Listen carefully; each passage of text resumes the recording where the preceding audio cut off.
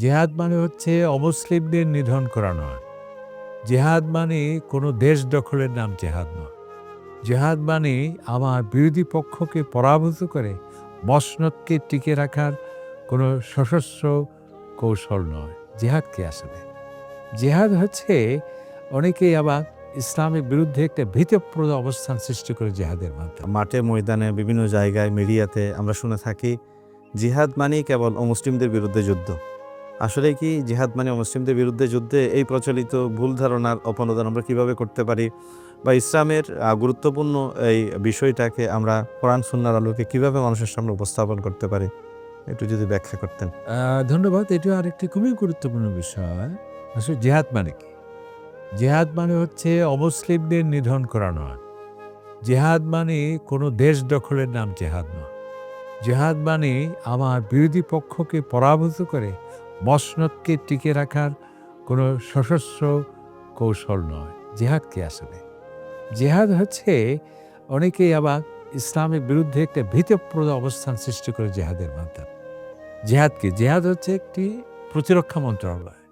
এই যে আপনি দেখুন, প্রতিরক্ষা হচ্ছে যত মন্ত্রণালয় আছে সবচেয়ে দামি মন্ত্রণালয় কোনটি?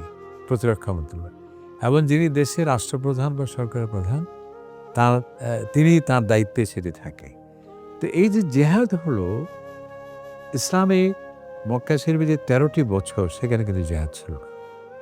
এবং নবী করিম ইসলাম সে হিজরত করলেন, ধর্মীয় অধিকার কেড়ে নেওয়া হলো, নিজের মাতৃভূমি থেকে বের করে দেওয়া হলো, সমস্ত সম্পদকে কেড়ে নেওয়া হলো এবং সেই মাতৃভূমি থেকে প্রায় 500 কিলোমিটার দূরে মদিনা মুনাওয়ারা নবীজি চলে গেলেন। সেখানেও তাকে নিরাপদে রাখতে দেয়া হবে না, এই সিদ্ধান্ত নেওয়া হবে। তখন আবু জেহেল সিদ্ধান্ত নেবে যে না, আমরা মদিনায় গিয়ে মোহাম্মদকে শেষ করতে চাই এবং তাদের সেই মদিনাকে আমরা কী করে দেবো? ধ্বংস করে দেবো। তখনই সশস্ত্র তাকে বাহিনী নিয়ে সেখানে তারা গেল। তাহলে দেখুন 13টি বছর কিছুই করা হলো না এবং সে তারা নিরাপদে চলে গেল। সেখানেও যখন সশস্ত্র একটা বাহিনী নিয়ে যখন যাওয়া হলো, সর্বপ্রথম আল্লাহ পাক সুবহানাহু ওয়া তাআলা এই জিহাদের আয়াতটি নাজিল করলেন যে তোমাদের এই জিহাদের আমি অনুমোদন দেব। জিহাদ মানে তাহলে এখানে কি এটা প্রতিরক্ষা বিষয়ক আয়াত বলবো আমি। অর্থাৎ তোমরা 500 কিলোমিটার দূরে আসার পরেও তোমাদের ধর্মীয় অধিকার কেড়ে তারা নিল, তোমাদের জন্মভূমি থেকে তারা বহিষ্কার করলো, বের করতে বাধ্য করা হলো। এখানেও সে সশস্ত্র সংগ্রাম করছে। তখন আমরা দর্শক গ্যালারিতে বসে তারা আমাদেরকে মারতে থাকবে, এই দৃশ্য দেখতে থাকবে, তা কি হতে পারে? কোনো একটা স্বাধীন সার্বভৌম রাষ্ট্রের উপর যখন হামলা হয় তখন কি তাদের এই নৈতিক দায়িত্ব থাকে না সেটা প্রতিরক্ষার? সেটাই হচ্ছে জেহাদ। তবে খেয়াল রাখতে হবে আমাদের, জেহাদ কোনো ব্যক্তি ডিক্লার করতে পারে না। জেহাদ কোনো গ্রুপ, কোনো দল কিন্তু ঘোষণা করতে পারে না। এই যে আজকে কোনো একটা রাষ্ট্রে যখন যুদ্ধ হয়, কোনো প্রেসিডেন্ট কিন্তু একা সিদ্ধান্ত নিতে পারে না, পার্লামেন্ট থেকে সেটা অনুমোদন নিন। এই সিস্টেম ইসলামই শিখিয়েছে। যখন নবী ইসলাম জানলেন, আল্লাহ তাআলা অনুমোদন দিলেন, সাহাবায়ে কেরামদের নিয়ে নবী ইসলাম পরামর্শ করলেন এটি কিভাবে এই প্রতিরক্ষা ব্যবস্থা হতে পারে। তখন সিদ্ধান্তক্রমে কতজন যাবে কিভাবে, এটা এই যে সিস্টেম, যে এটাও কিন্তু ইসলামের।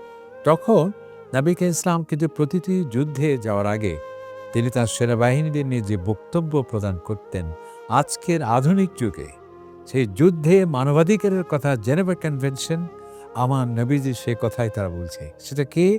তোমরা কোনো ঘুমন্ত জাতির উপর আক্রমণ করতে পারবে না, কোনো ডিক্লার ছাড়া যুদ্ধ হবে না, কোনো নারী হত্যা করা যাবে না, কোনো শিশু হত্যা করা যাবে না, কোনো ধর্মীয় নেতৃবৃন্দকে অর্থাৎ কোনো পাদ্রী, কোনো পণ্ডিত তাদেরকে তুমি হত্যা করতে পারবে, এবং কোনো যুদ্ধ থেকে পলায়ন করছে পেছন থেকে তুমি আক্রমণ করতে পারবে না, এবং কোনো যুদ্ধে গিয়ে কোনো ফলবতী বৃক্ষ নির্ধারণ করতে পারবে না, কোনো ফার্ম, কোনো খাবারের সেটি তোমরা ধ্বংস করতে পারবে না। আজকে আমরা কি দেখছি? আজকে এগুলো স্লোগান আছে, কিন্তু আজকে এই যে হামলা হচ্ছে হাসপাতালের উপর, হামলা হয় স্কুলের উপর, হামলা হয় বিভিন্ন অপারেশনালয়ের উপর, অথচ এটি গর্হিত অপরাধ। এবং এই যে গর্হিত অপরাধ সেটি যে আজকে বিশ্বে আইন সেটা তারা অকপটে স্বীকার করেছে। আমি একবার গিয়েছিলাম লেবানন একটা সেমিনারে, সেখানে তারা অকপটে বলছে এই আইন ইন্টারন্যাশনাল হিউম্যানিটেরিয়ান ল ওই ইসলাম থেকে, নবীকে ইসলামের বাণী থেকে সেটি সংগৃহীত। সুতরাং জেহাদ কোনো দেশ দখলের নাম জেহাদ নয়, কোনো অমুসলিম নিধন করার নাম জেহাদ নয়, কোনো পরমতে বিশ্বাসী তাকে পরাভূত করে নিজের কর্তৃত্ব প্রতিষ্ঠার নাম জেহাদ নয়। জেহাদ মানে আধুনিক পরিভাষায় অনেকটা প্রতিরক্ষা, অর্থাৎ কেউ যদি কোনো জালেম যদি কোনো জনপদের উপর জুলুম করে, আগ্রাসন চালায়, রক্তক্ষয়ী সংঘর্ষে, তাহলে তার সমুচিত জবাব সেটিতে দেয়া নৈতিক ভিত্তি, এটার নামই হচ্ছে জেহাদ।